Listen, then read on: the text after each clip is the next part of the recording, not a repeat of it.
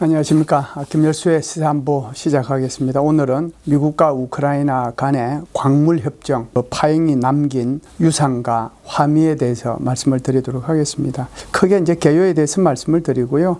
광물협정 프로세스가 어떻게 진행이 됐는지 말씀을 드리고, 젤렌스키가 계속해서 안전보장을 이렇게 고집하고 있는데 그 이유가 뭔지, 그리고 이제 회담에 파행이 됐는데 그 유산이 뭔지, 그리고 이 회담 파행을 통해서 우리가 받을 수 있는 어떤 교훈과 앞으로의 광물협정이 어떻게 될 것인지 전망순으로 총 5개 정도로 나누어서 말씀을 드리겠습니다. 먼저 2월 28일 날이죠. 광물협정을 체결하기 위해서 젤렌스키 대통령이 백악관을 방문을 했습니다. 그래서 40분 동안 정상회담은 했고요. 그때까지는 잘 했습니다. 근데 마지막 이제 10분 동안 설전이 일어났죠. 그것은 트럼프 대통령, 그리고 벤스 부통령, 그리고 젤렌스키 대통령 사이에서 설전이 일어났다라고 봐야 되는데요. 서로가 이제 감정이 좀 격해지니까 트럼프 대통령은 이 젤렌스키 대통령한테 당신은 우리한테 조언할 그런 위치에 있지 않다, 이렇게도 얘기를 하고,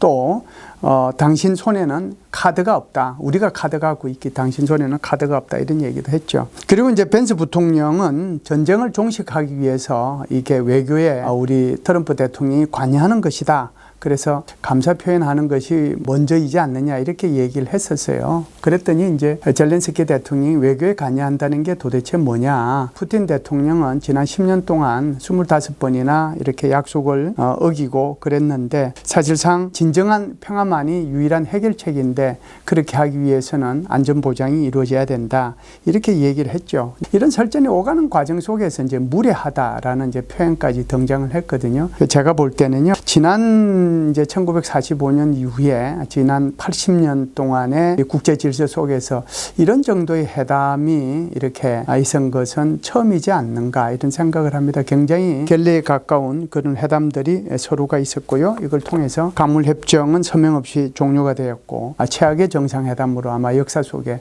기록이 되지 않을까, 이런 생각을 합니다. 그러면은 광물협정이 뭔지 잠시 좀 말씀을 드리도록 하겠습니다. 젤렌스키 대통령은 작년부터 이렇게 승리 계획이라고 하는 것을 가지고 있었거든요. 빅토리 플랜이에요. 그게 이제 크게 5단계로 구성이 되어 있었는데, 처음에는 이제 나토에 가입하는 거고, 두 번째는 전장을 우크라이나에서 러시아로 확대하는 거고, 세 번째는 포괄적 비핵 전략 패키지를 배치한다. 쉽게 얘기해서 비핵 전략이라고 그러면은 사실상 전술 핵무기를 생각할 수 있는데, 전술 핵무기를 포함해가지고 강도 높은 재래식 무기의 어떤 패키지를 배치한다라고 하는 거고요. 네 번째가 우크라이나 천년 자원에 대한 보호 및 서방 가이를 공동 개발한다라고 하는 거고, 마지막 5번째가 나토와 우크라이나 협력을 통한 유럽의 새 안보를 구축한다. 이게 소위 말해서 빅토리 플랜이라고 하는 거거든요. 이걸 가지고 젤렌스키 대통령은 작년도에 해리스 당시에 이제 부통령, 그러니까 민주당 후보자, 그리고 이제 공화당 대통령 후보자인 트럼프 후보자한테도 이 내용을 설명을 해줬습니다. 그래서 이렇게 이제 네 번째 얘기 들어있는 것처럼 광물에 대한 공동 개발을 넣어놓은 이유는 결국은 이제 미국이 여기에 대해서 누가 대통령이 되든지 간에 관심을 좀 촉구하기 위해서 이 부분을 넣어놓은 거거든요. 그래서 이제 이 부분이 들어있다 보니까 트럼프 대통령은 이제 이 생각이 계속적으로 대통령이 되고 나서도 많이 남아 있었던 거죠. 그러니까 그렇다라고 하면 이 우크라이나의 히토리를 포함한 이런 자원이 얼마나 되느냐 하니까 이게 대충 이제 1조 달러 어치가 된다는 거죠. 그러면은 우리가 여태껏 우크라이나를 위해서 많은 이제 돈을 경제적으로, 인도주의적으로, 또 군사적으로 지원을 했으니까 그 중에 50%는 우리가 개발권을 갖겠다, 이렇게 이제 얘기가 나왔습니다. 그러다 보니까 이게 이제 젤렌스키 대통령으로서는 거의 약탈하는 거나 마찬가지다라는 생각이 들었기 때문에 절대로 이제 이거를 용인할 수 없다, 이렇게 이제 얘기를 했죠.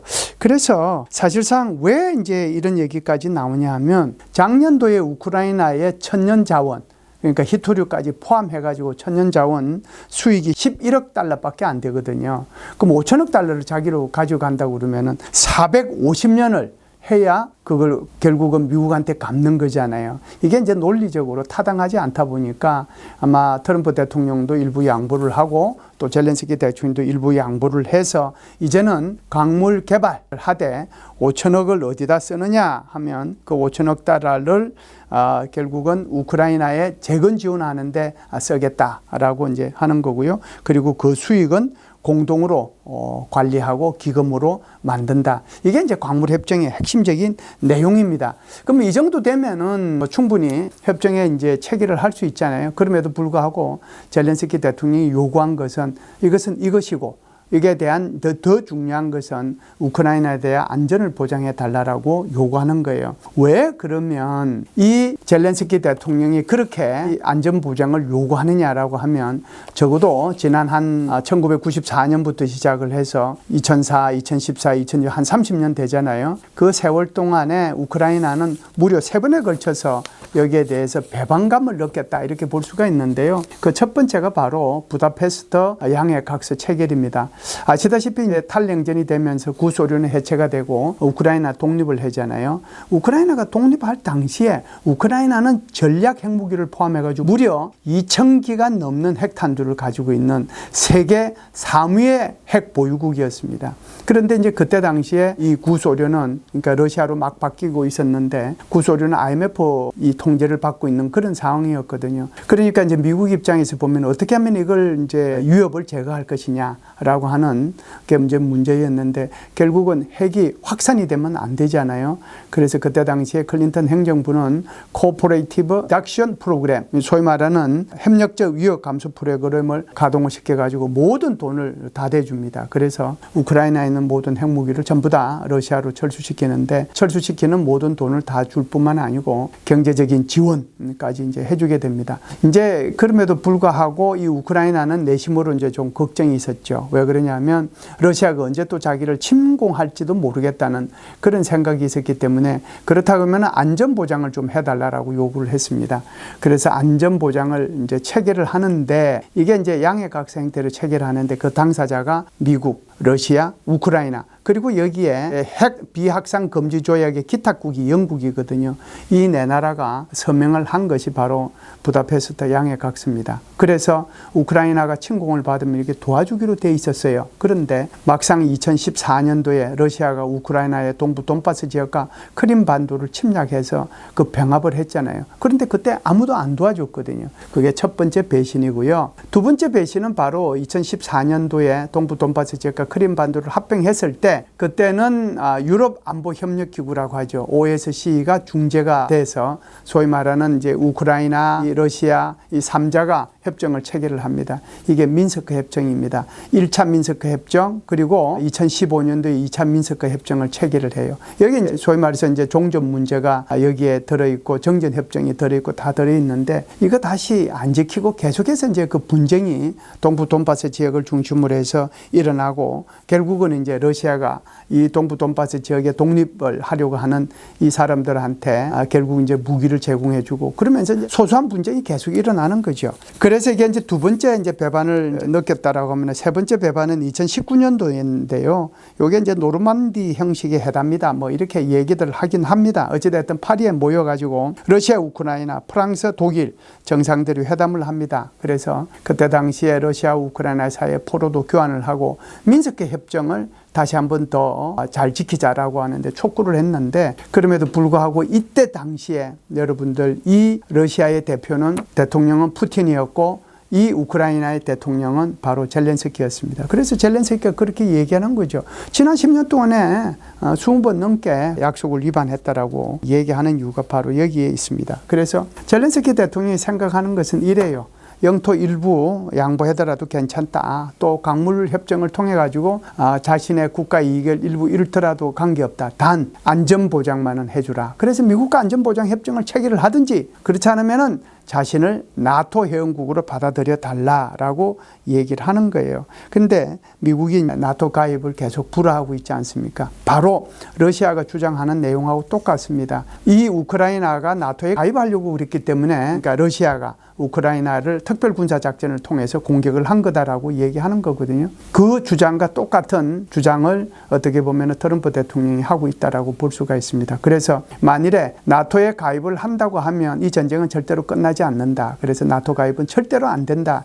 여기 아주 팽팽하게 러시아하고 미국을 한편으로, 그리고 어떻게 보면은 우크라이나를 반대편으로 해서 서로의 생각이 아주 부딪히고 있다, 이렇게 볼 수가 있죠. 그렇다라고 하면 회담이 이제 파행이 됐잖아요. 그 유산이 뭘까요? 미국과 유럽 나누어서 한번 말씀을 드려보도록 하겠습니다. 미국은 이렇게 얘기를 했어요. 어떻게 보면은 이게 세계 최강의 국가라고 볼 수 있는데, 세계 최강의 국가가 50분 동안 이렇게 생중계되고 있는 데서 어떻게 보면은 젤렌스키 대통령으로부터 이렇게 모욕을 당했다라고 이제 스스로 생각은 할 수 있는 거죠.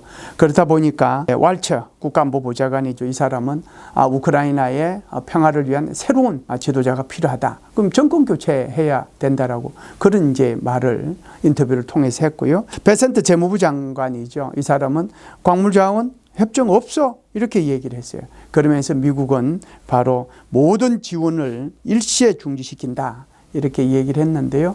사실상 미국이 이 우크라이나에 대해서 인도적인 지원, 그 다음에 경제적인 지원, 군사적인 지원 합하면 이게 통계에 따라서 조금 다르긴 합니다. 지난 3년 동안 걸 합하면 대충 한 유럽연합이 1,548억 불인데 비해서 미국은 1,828억 불이고요. 군사 지원만 따지면 유럽은 이제 한 500억 불 정도 되는데 미국은 700억 불 정도 되거든요.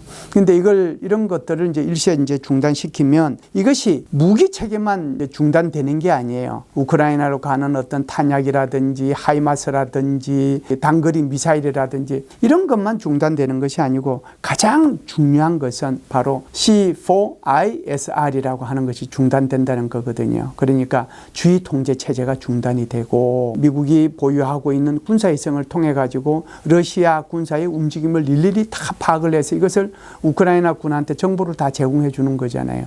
그걸 하나도 안 해주는 거죠. 그 정보가 없으면 우크라이나 같은 경우에는 눈먼 군대가 되는 거잖아요. 그보다 더 큰 것도 있습니다. 바로 통신 문제인데 이것도 지휘통제 통신하고 C4I하고 직접적으로 이제 연관이 되는 거죠. 이 우크라이나가 지휘통신 체계가 다 무너졌기 때문에 어떤 걸 쓰고 있느냐면은 일론 머스크가 제공하고 있는 스타링크를 쓰고 있거든요. 스타링크를 지금 이제 곧 제공 안 한다, 뭐 이런 얘기는 없었지만 이것까지 끊어버리면 사실상 우크라이나는 이 막강한 러시아를 상대로 해서 눈 감고 전쟁을 할 수밖에 없는 그런 상황에 처해 있거든요. 유럽연합이 한 반 정도를 지원해왔잖아요, 지금까지. 그렇다라고 하면은 지금 보유하고 있는 어떤 무기체계라든지 유럽연합이 또 제공해 줄 C4ISR 이제 그쪽으로 전환하는데 또 시간이 걸릴 거예요. 이렇게 하면은 정말 몇 개월 버티지 못하고 러시아의 승리로 종결될 수도 있다라고 하는 미국의 어떤 조치, 이런 것들이 있었다. 이것이 이제 회담 파행에 가져온 유산이라고 봐야 되겠죠. 유럽은 그러면 어떻게 하느냐?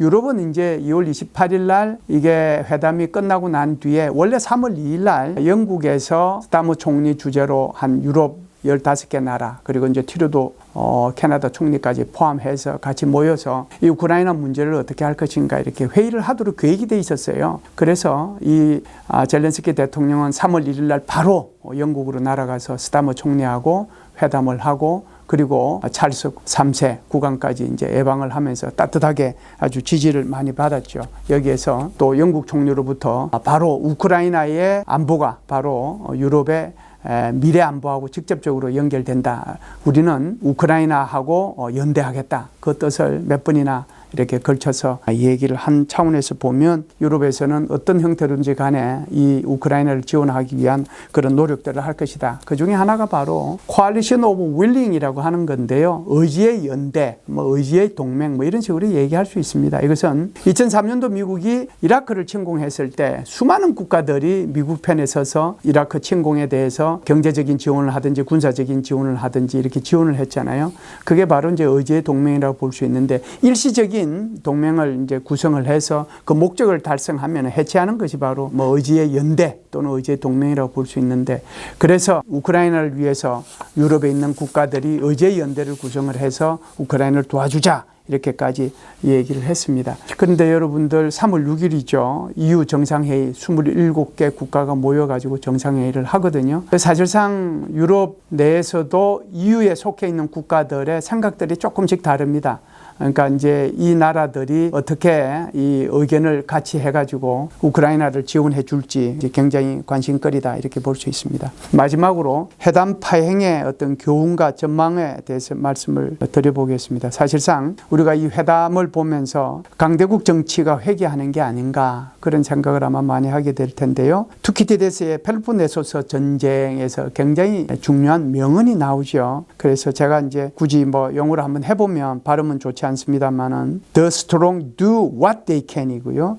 And the weak suffer what they must. 이제 한국말로 하면 강한 자는 자기가 원하는 것을 하는 거고요. 약한 자는 해야 할 일을 하는 거다. 강자와 약자를 뚜렷이 구분해서 얘기하는 거죠. 우리는 각 국가의 주권이 평등하다라고 얘기를 합니다. 그러나 이거는 명분이고요. 그리고 이거는 도덕적 차원이고요. 실제로 현실 세계에서는 각 국가의 주권이 평등하거나 그렇지는 않다는 것을 우리는 이번 회담을 통해서 확실히 알 수 있지 않는가 이런 생각을 합니다. 인자한 패권국이 미국은 계속 인자한 패권국이 되어야 된다라고 미국을 이렇게 생각하거나 또는 미국이 인자한 패권국에서 이제 벗어났다. 그래서 미국을 비판하는 생각은 옳지 않다라고 생각합니다. 왜 그러냐면은 강대국은 강대국이 해야 할 일들을 하는데 안아주고 끌어주고 그리고 포용적이면 좋은 거고요. 그렇지 않으면 그 나라가 원래 해야 되는 일을 하는 겁니다.